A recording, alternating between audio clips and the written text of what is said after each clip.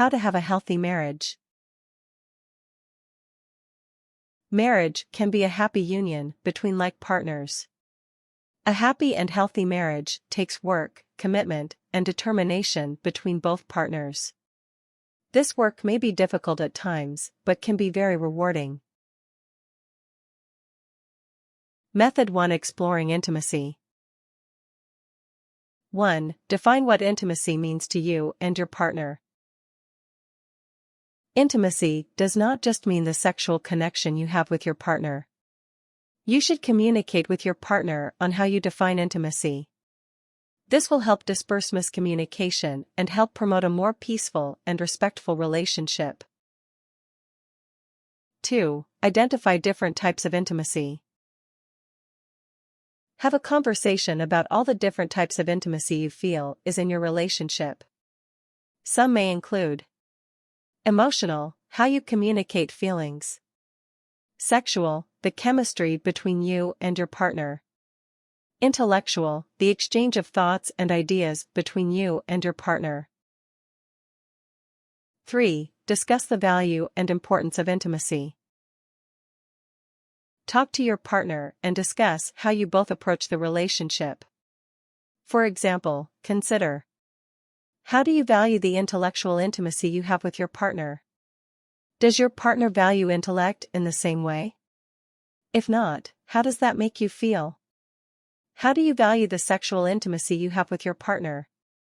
Does your partner value sexual intimacy in the same way? If not, how does that make you feel? How do you value emotional intimacy you have with your partner? Does your partner value your feelings or emotional intimacy in the same way? If not, how does this make you feel? 4. Be conscious of day-to-day intimacy. Intimacy, like many things in life, is a constant work in progress. To build a healthy relationship, be aware of how intimacy affects your daily life. Consider writing a diary or have daily conversations about intimacy. Consider answering the questions: has my partner met my intellectual needs today? How has he, hasn't he? Has my partner met my sexual needs lately? If not, how can I discuss this with her in a respectful manner? Do I feel safe sharing my feelings openly with my partner? Why or why not? Is this problematic?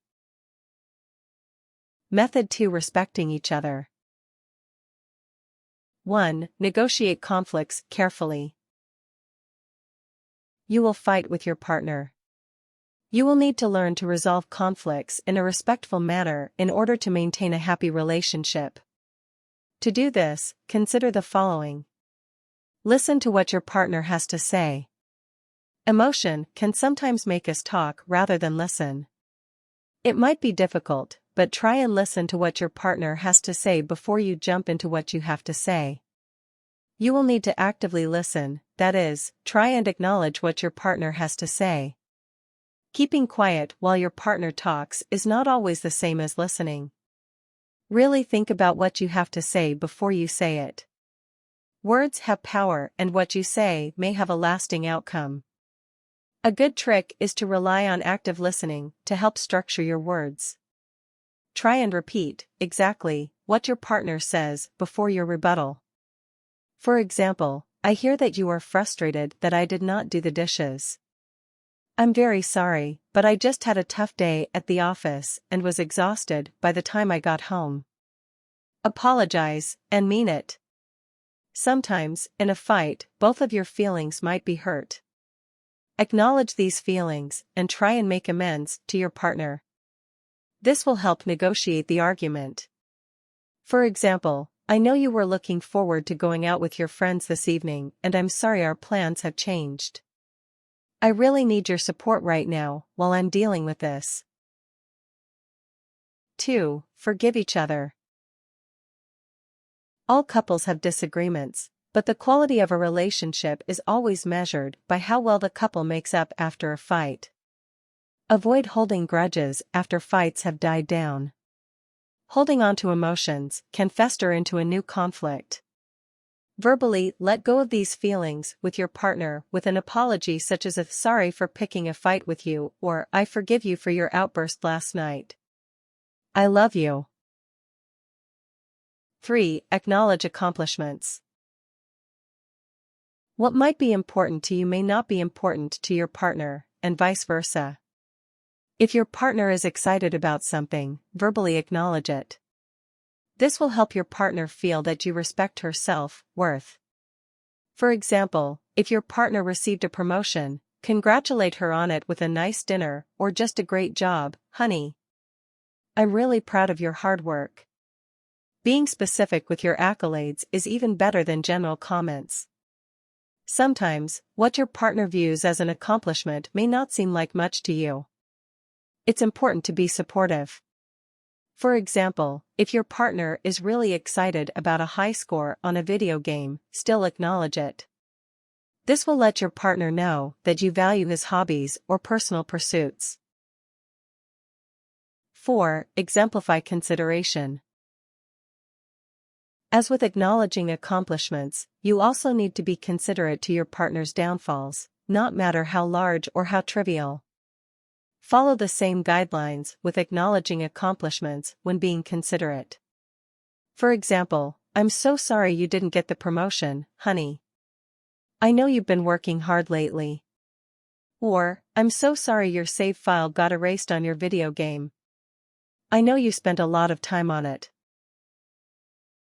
5. Respect boundaries.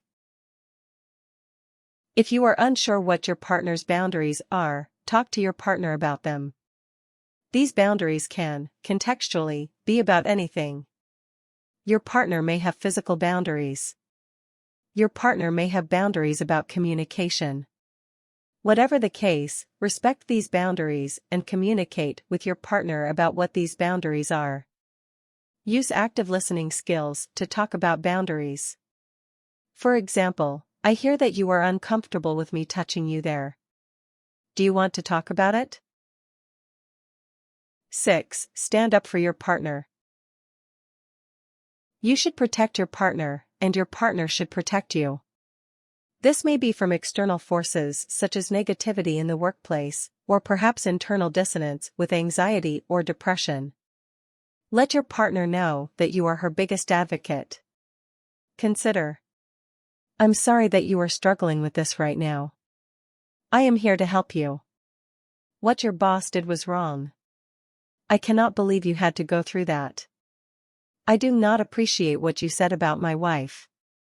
I really think what you said was quite rude and I would really appreciate an apology." Method 3. Enjoying each other's company. 1. Spend time with each other. It is easy to get into an everyday routine of accomplishing personal goals. However, you should strive to spend time with your partner to continue to build healthy and happy habits. Some ways to do this include eating dinner together, sharing a hobby, working out together, going to bed, waking up at the same time. Schedule time during the day to sit down and talk. Maybe after the both of you get home from work.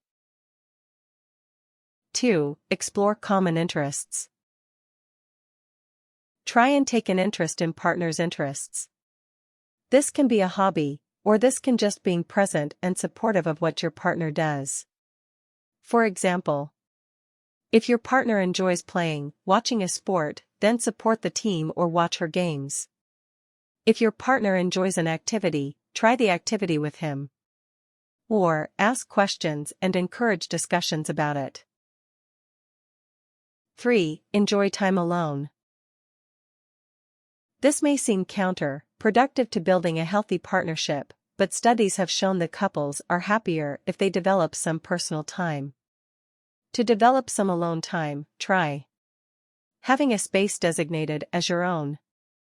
Scheduling time for your own. For example, perhaps every other Saturday is your own day. Have your own hobby. While it is important to share your partner's interest, it can also be healthy to have a unique hobby that you can enjoy by yourself. For example, perhaps take an exercise class by yourself. 4. Celebrate. Enjoy your time with your spouse. Remember important dates like birthdays, anniversaries, and holidays. Do something you both enjoy to mark the good things in life. There are many ways of celebrating. You can take your spouse out to a nice dinner at her favorite restaurant or stay at home and make your husband his favorite dinner. You can take a vacation or stay at home and enjoy a staycation. Celebrate in a way that you both enjoy. Method for being good parents. 1. Discuss parenting styles. It is okay if you or your partner change views on parenting styles. Your views will evolve with experience. It is vital, however, to continue to communicate with your partner your specific views and opinions in a respectful manner. Parenting styles can be a broad category, but consider what you and your partner value in parenting. Do you want to raise your children with an emphasis on religion, education, physical fitness, etc.? Consider, how do you expect to discipline your children? How do you expect to educate your children? Do you want to travel with your children? There are a limitless amount of questions you can discuss with your partner regarding your children. 2. Be consistent on parenting approaches. You and your partner should communicate your approaches to parenting. It is important to be consistent in a number of ways when raising a child. Consider being consistent in the following ways. Establishing rules. For example, do you and your partner agree on what your child's bedtime should be? Discuss your reasoning and perhaps compromise on a set time. Providing a united front to your child helps to promote respect. Providing discipline. Do you and your partner agree on discipline techniques? For example, do you think that spanking is appropriate while your wife does not? It is important to discuss, to communicate, and to compromise on the discipline of your child. You want your child to respect both of you equally and not resent one of you for being too harsh. Setting schedules. Discuss creating a schedule on parenting duties. For example, which of you will be making the kids' lunches before school? Which will be driving the kids to soccer practice? Establishing a schedule and a routine with your partner and your children helps establish routines and limits the chaos of miscommunication. 3. Be good role models. Your children are learning from you and your spouse. Model the behavior you would like your children to learn. This is especially important when interacting with your spouse. You two should model what a healthy, loving relationship should look like.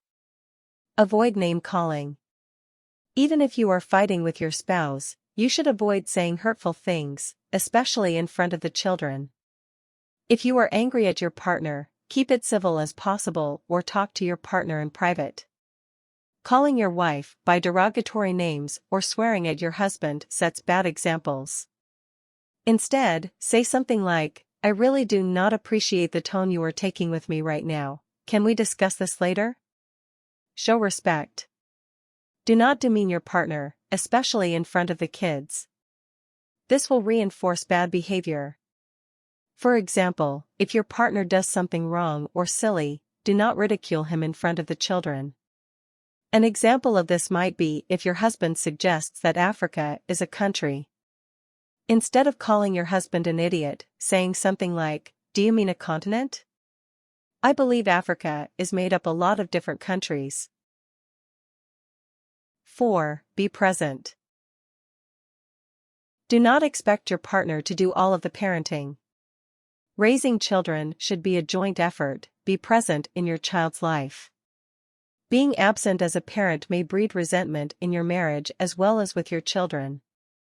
If you have to work or travel a lot and know you will not be present, try to show that you are still thinking about your partner and your children. This might be using a video program or telephone call to talk to your family while you are away. 5. Present a united front. There will be rocky situations when parenting where you and your partner may disagree on things. However, it is important to present a united front when your children get into trouble, be it among themselves or in the real world. Consider: how will you and your partner stop your children from fighting amongst themselves? You do not want to distinguish a bad guy if one of you the designated peace keeper. Instead, talk about how you can mediate squabbles together.